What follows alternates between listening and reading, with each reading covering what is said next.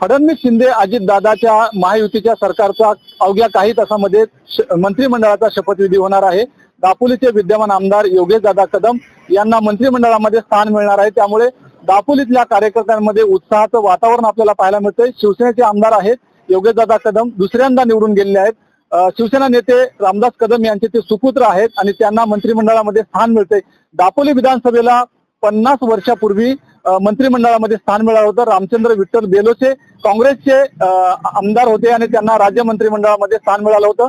आता दापोलीला दुसऱ्यांदा या मंत्रिमंडळामध्ये स्थान मिळते। त्यामुळे दापोलीतल्या कार्यकर्त्यांच्या आशा पल्लवित झालेल्या आहेत। दापोली विधानसभेचे शिवसेनेचे आमदार योगेश कदम हे शिंदे गटाचे आमदार आहेत।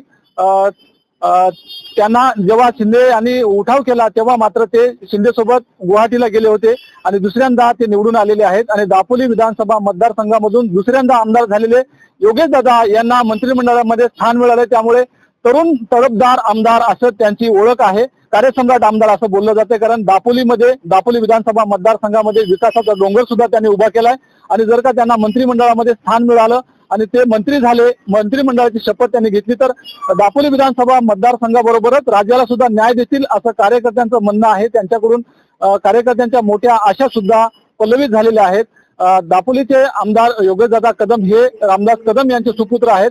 माजी पर्यावरण मंत्री रामदास कदम यांच्या पावलावर पाऊल ठेवून त्यांना मंत्रिमंडळामध्ये स्थान मिळते। मात्र योगेशदादा यांना नेमकं कोणतं मंत्रिमंडळाचं खातं मिळणार हे पाहणं तितकंच महत्वाचं आहे, कारण दापोलीचे जे आमदार आहेत योगेशदादा कदम यांचा जेव्हा प्रचार दौरा होता तेव्हा याच ठिकाणी एकनाथ शिंदे आले होते आणि त्यांनी तुम्ही आमदार करा, मी नामदार करतो अशा प्रकारचं वक्तव्य केलं होतं। माजी मुख्यमंत्री एकनाथ शिंदे यांनी त्यांचा शब्द पाळलेला आहे। मात्र त्यांच्या शब्दानंतर आमदार योगेशदादा यांना मंत्रिमंडळामध्ये स्थान मिळते।